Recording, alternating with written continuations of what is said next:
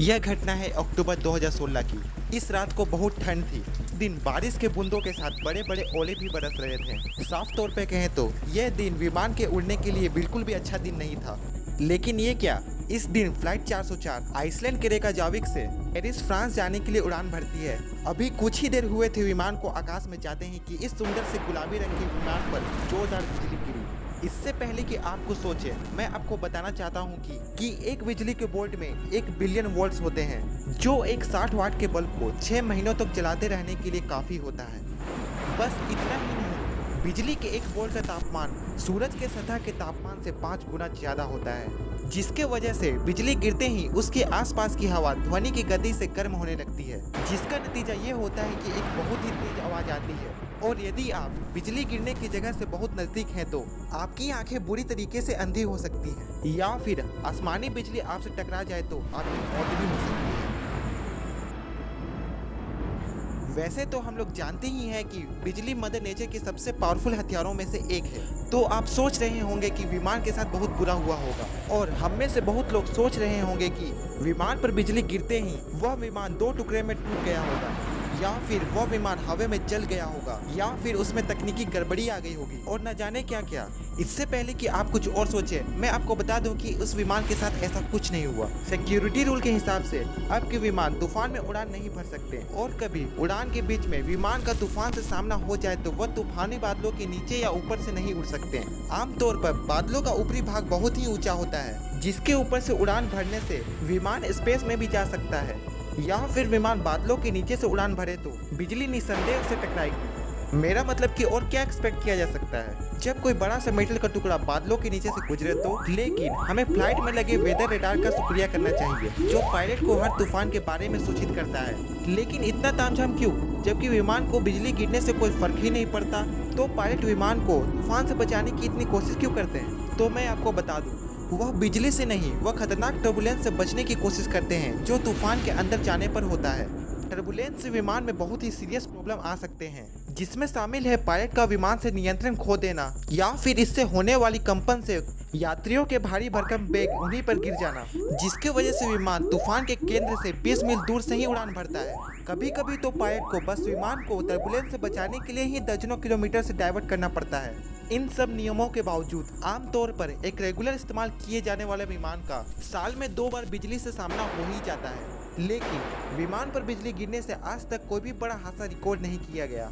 एक पायलट अपने पूरे कार्यकाल में 3000 घंटे तो सिर्फ हवा में बिजली के झटके में ही गुजार देता है, लेकिन यात्री तो हवा में बहुत कम समय गुजारते हैं, जिसके वजह से यात्रियों का इन घटनाओं से कम सामना होता है, जिसके गवाह आइसलैंड से फ्रांस जाने वाले यात्री बने। और बेशक ये घटना यात्रियों के लिए बहुत ही यादगार रहा। और घटनाओं के बारे में बात करें तो सन 2000 से लेकर अब तक 3000 विमान से संबंधित घटनाएं हुई, जिसमें से सिर्फ 8 घटनाएं ही विमान पर बिजली गिरने से हुई। इससे तो यह बात साफ हो जाती है कि विमान पर बिजली रोज रोज नहीं गिरती, लेकिन यह कब गिरती है और बड़े बड़े विमान इससे सुरक्षित कैसे हैं, और उन विमानों में सुरक्षा के लिए क्या है। क्रिस हेमंड, जो एक रिटायर्ड पायलट हैं, बताते हैं कि किसी भी नए विमान को सेवा में भेजने से पहले उसे हर उस परिस्थिति में जांचा जाता है जो वह उड़ान के समय अनुभव करता है, जिसमें बिजली के झटके भी शामिल हैं। और किसी भी नए चमचमाते विमान को हवा में जानबूझकर तूफानी बादलों के बीच से गुजारा जाता है, जिससे उस विमान की नई परत पूरी तरह से बिजली को झेलने के लिए अनुकूल हो जाए। और आप इस चित्र में देख सकते हैं कि जब कोई बिजली किसी विमान पर गिरती है तो वह उसके नोज से होकर टेल और विंग से निकल जाती है। और बिजली की एक बहुत ही नया प्रॉपर्टी होती है, जिसमें कि वह सबसे कम रोक टोक यानी सबसे कम रेजिस्टेंस वाले रास्ते को पसंद करती है। और रेजिस्टेंस हर मेटल की एक प्रॉपर्टी होती है, जिसमें वह मेटल बिजली को खुद से होकर जाने से रोकता है। आजकल के आधुनिक विमान प्योर एलिमेंट यानी कि प्योर एल्युमिनियम से नहीं, विमान एल्युमिनियम की जगह कंपोजिट मटेरियल से बनाए जाते हैं, जिन्हें एलॉय भी कहा जाता है। तो विमान बनाए जाने वाले मटेरियल में एक तरह की कंडक्टिंग फॉइल होती है, जो विमान को पूरी तरह से अपने अंदर कवर करती है। कम शब्दों में कहें तो एक बड़ा यात्री वाहक विमान एक बड़े से फैराडे केज जैसा होता है।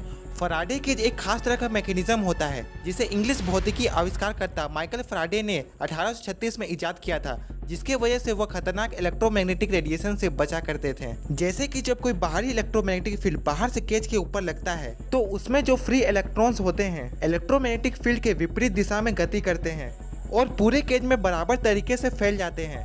जिसके वजह से जो बाहरी इलेक्ट्रोमैग्नेटिक रेडिएशंस होते हैं अंदर के बनाए गए इलेक्ट्रोमैग्नेटिक रेडिएशन से कैंसिल हो जाते हैं। और विमान में बस बाहर ही नहीं, अंदर भी सुरक्षा उपकरण लगे होते हैं, जैसे कि पूरे एयरप्लेन में जो वायर लगे होते हैं वो कॉपर केज से कवर होते हैं। और फ्यूल टैंकर को बचाने के लिए उसमें न्यूट्रल गैस डाली जाती है, जिससे कि फ्यूल टैंकर में आग न लगे। और इसके बावजूद भी प्लेन किसी बिजली के संपर्क में न आए, इसके लिए विमान के विंग्स में खास तरह के स्टैटिक एलिमिनेटर्स लगाए जाते हैं, जो इसके एड्स पर लगे होते हैं। यह स्टैटिक एलिमिनेटर्स विंग्स में आए बिजली को डिस्चार्ज करके हवा में छोड़ देते हैं। और यह सब बस इसीलिए किया जाता है कि विमान हमेशा न्यूट्रली चार्ज रहे और कोई भी बिजली की तरंग इससे आकर्षित ना हो। कुछ छोटे मोटे नुकसान की संभावना तो फिर भी बनी ही रहती है, जैसे कि प्लेन की सतह का जल जाना और इलेक्ट्रॉनिक डिवाइसेस में खराबी आना।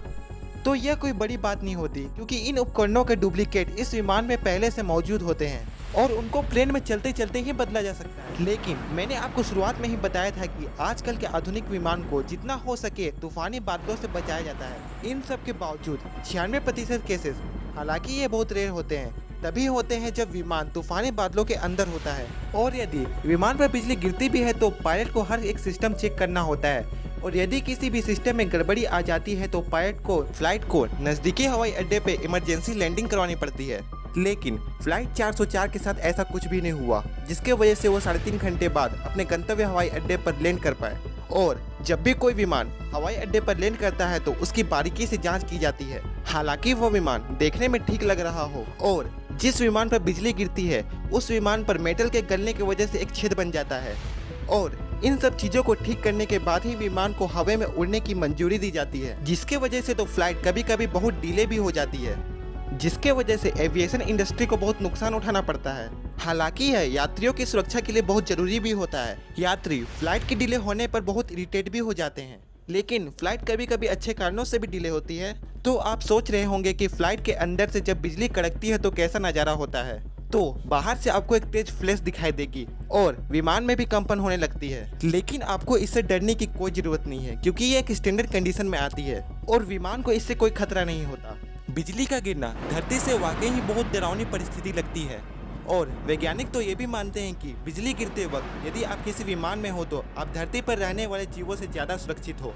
लेकिन पुराने समय में ऐसा नहीं था। पुराने एविएशन इंडस्ट्री के पायलट क्रिस हेल्मन बताते हैं कि एक बार जब वो अपने प्लेन को लेकर जा रहे थे तो उनके विमान पे एक जोरदार बिजली गिरी, जिसके वजह से उनके पूरे कॉकपिट के उपकरण खराब हो गए। जिसके बाद उन्होंने अपनी समझदारी और सूझबूझ से विमान को नजदीकी एयरपोर्ट पे लैंड करवाया। यह बात सुनने में बहुत ही डरावनी और अचंभित लगती है, लेकिन उस समय यह आम बात थी। लेकिन आज के एविएशन इंडस्ट्री के एडवांस्ड प्लेन्स में कई तरह के बिजली से बचने के लिए सुरक्षा उपकरण लगाए जाते हैं। तो ये बात तो पूरी तरह से साफ हो जाती है कि आजकल हवाई जहाज से सफर करने पर आपको बिजली से डरने की जरूरत बिल्कुल भी नहीं है। लेकिन अभी हम विमान से जुड़े सारे खतरों के बारे में ऐसा नहीं कह सकते, लेकिन दुनिया की सारी एविएशन इंडस्ट्री यात्रियों के लिए विमान जितना सुरक्षित हो उतना करने की कोशिश कर रही है। तो अब आप विमान में बेझिझक सुरक्षित सफर कर सकते हैं। तो दोस्तों हो जाइए तैयार, क्योंकि हम हर हफ्ते आपके लिए लेकर आएंगे ऐसे ही एडवेंचरस टॉपिक्स पे वीडियो। तो दोस्तों यदि आपने हमारा चैनल अभी तक सब्सक्राइब नहीं किया है तो सब्सक्राइब कर बेल आइकन को जरूर दबाएं, जिससे कि हमारे आने वाले सभी वीडियो के नोटिफिकेशन सबसे पहले आपके पास आए। तो मिलते हैं दोस्तों अगले वीडियो में, तब तक के लिए गुड बाय।